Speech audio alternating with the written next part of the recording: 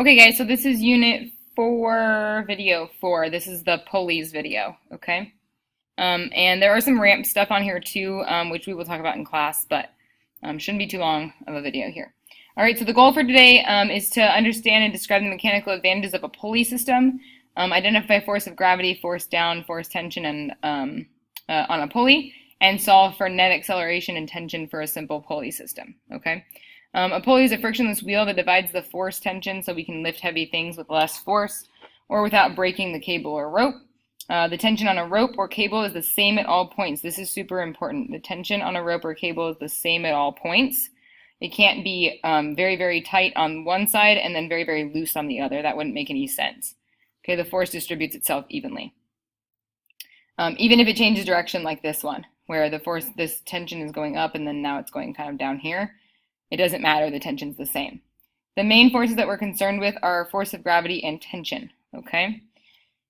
So let's kind of walk through this. In the diagram to the right, find the tension on the rope. Remember that, well, we're not going to convert the pounds to newtons. We're just going to say that this is, let's just go with 10 kilograms. I'm just going to shorten the problem a little bit here, okay? Just say that's 10 kilograms, all right?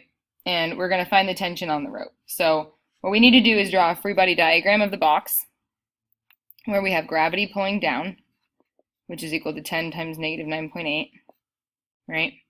And then the other force on the box is the tension of the rope pulling up, okay? And we're going to go ahead and assume that this box is just sort of hanging here like this. There's maybe a guy over here hanging on to the rope, okay? Pulling it this way so that he can raise it up. But for now, this is just sort of hanging at rest. So that would mean that these two forces, if it's not accelerating, that these two forces are equal. So in that case, tension equals the force of gravity, right? And so if we wanted to find the tension on the rope, we would say that the tension was equal to 10 times 9.8, which would be 98 newtons, okay? Now, if the tension here is 98 newtons pulling up, then that means that this guy pulling down, this guy, is pulling with a force of 98 newtons, okay, because the tension is the same no matter where we look at in the rope, okay? All right, example 2.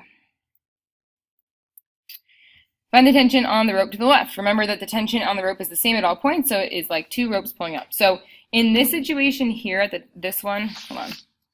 So in this one, we have one rope attached to the box pulling up and then just kind of going on this little wheel and then being redirected this way. So since there's only one rope pulling up, then the force of gravity is equal to the tension. But for this one, the difference is that on this one, there's a wheel here. But do you see how there's a tension pulling this way and there's a tension pulling this way? So part of the weight is being held by this connection at the ceiling. And then the other part is being held by, well, it goes through this wheel, but it's being held by someone over here holding onto the rope over here, okay? So we actually have two forces pulling up on the box. And if the box is at rest like it was before, and let's also assume that this is 10 kilograms, then the free body diagram would look like this. We'd have force of gravity down, and then we'd have tension. We have sort of two tension forces up, right? We have tension 2 and tension 1. And this angle really doesn't make any difference because it's just the tension of the rope. So we're going to say that the tension in each of these is going to be half of the force of gravity in order to counteract the force of gravity. It's sort of the same as drawing it like this.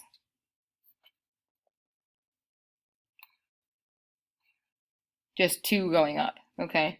So we have tension 1, tension 2, but they're the same. And so we have 2T equals the force of gravity, right? We have two tensions equaling the force of gravity. So each of the tensions will be half. So if the force of gravity is 98, then T will be equal to 49 newtons. Each rope will have a tension of 49 newtons. Okay? It just gets split evenly.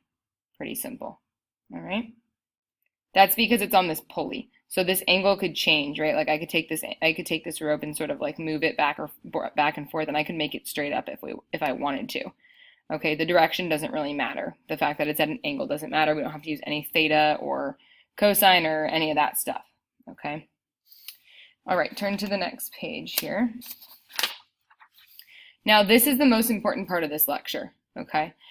Because this is the most common situation you're going to see, all right, is a pulley problem like this where you have a mass on either side of the pulley, and the goal is always going to be to find tension and acceleration, okay? So tension on the rope, remember it's only one rope, so the tension is the same, and acceleration of the blocks. And because they're attached by the rope, they will accelerate in the same direction at the same rate. So if this one, well, since this one's heavier, we know it's going to accelerate downward, this one's going to go upward.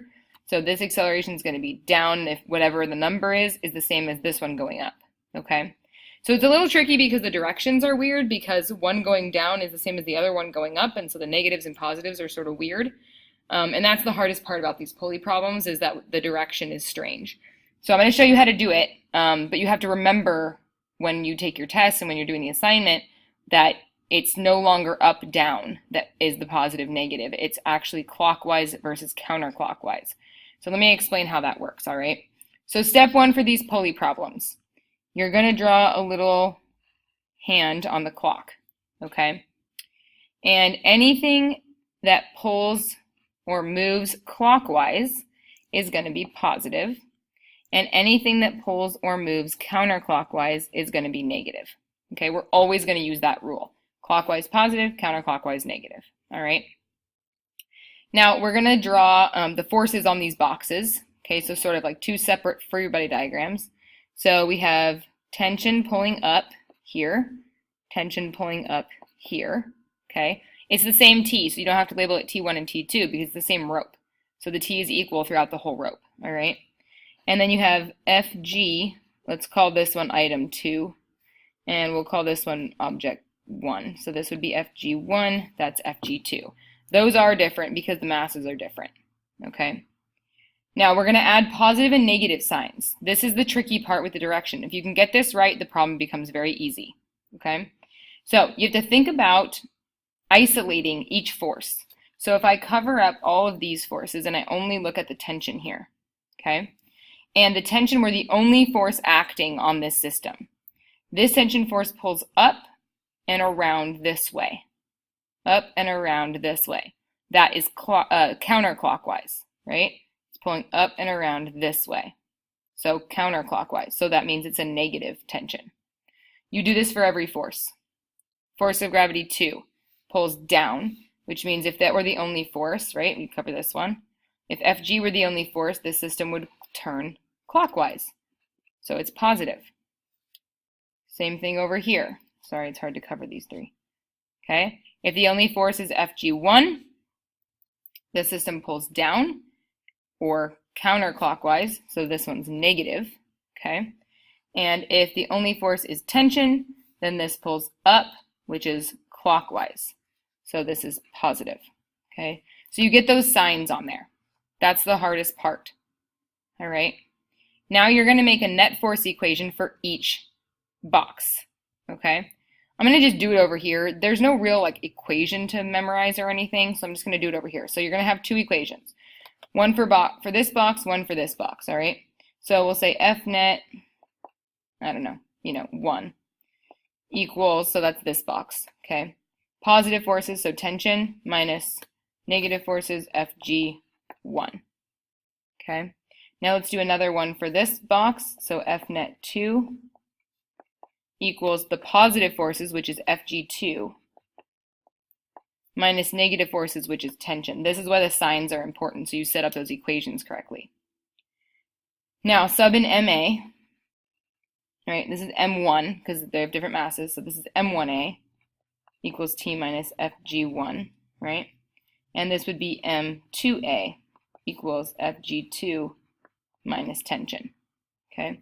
Now, the A is the same for both boxes because if this one moves, then that one moves, okay? Clockwise will be positive, counterclockwise will be negative acceleration, okay? So you don't need to label these 1 and 2. Now, you should be able to sub in numbers here. So I'm going to actually just move down here. We're not going to do this problem today in the video. We're going to do it in class. So I'm just going to go ahead and continue this problem down here in the blank space. So I have two equations. I have M1A equals T minus FG1 is going to be M1 times negative, or times, don't put the negative, it's already in there because of this, 9.8. And the second equation I have is M2A equals T minus, or sorry, whoops, see, don't mess the signs up. M2 times 9.8 minus T, okay? Up here, I'm going to plug the number in, so we have M1 is 8, so it's 8A equals T minus, and then 8 times 9.8 is 78.4. Down here, I have 12A equals 12 times 9.8, so 117.6 minus T, okay? Now I have two equations and two unknowns, right? And they're the same unknown, so we can solve. So I'm going to go ahead and just substitute this equation. I'm going to say T equals, I'm just going to add 78.4 to the other side. 8A plus 78.4, okay? And then I'm going to take that stuff and I'm going to put it in over here for T, okay? Substitution, this is just algebra now. So I have 12A equals 117.6 minus, in parentheses, because this minus is going to distribute, 8A plus 78.4, okay? Distribute the minus sign. This is just now some algebra, okay? I'm going to go ahead and combine like terms, so I'm going to do 117.6 minus 78.4. I get 12A equals 39.2 minus 8A. I'm going to add 8A to the other side. I get 20A equals 39.2. Divide by 20. And I get A equals 1.96 meters per second squared. Now, it came out positive, which means that this system is going to accelerate in the clockwise direction at a rate of 1.96 meters per second squared. You do not need to add any signs on the acceleration at the end. If you've done everything else right, it will come out correct at the end. It will come out positive or negative depending on the situation. It came out positive because this mass is bigger, and so this system will accelerate clockwise, okay? But those are the steps that you need to take. The direction is really important. Creating your F-net equations is really important, and then it just becomes a math problem, okay? These ramps and pulley problems, we will do one or two in class for you to see, so you can kind of get an idea. We're not going to do any of these with friction on the test, okay? And I'll go through that again on in class.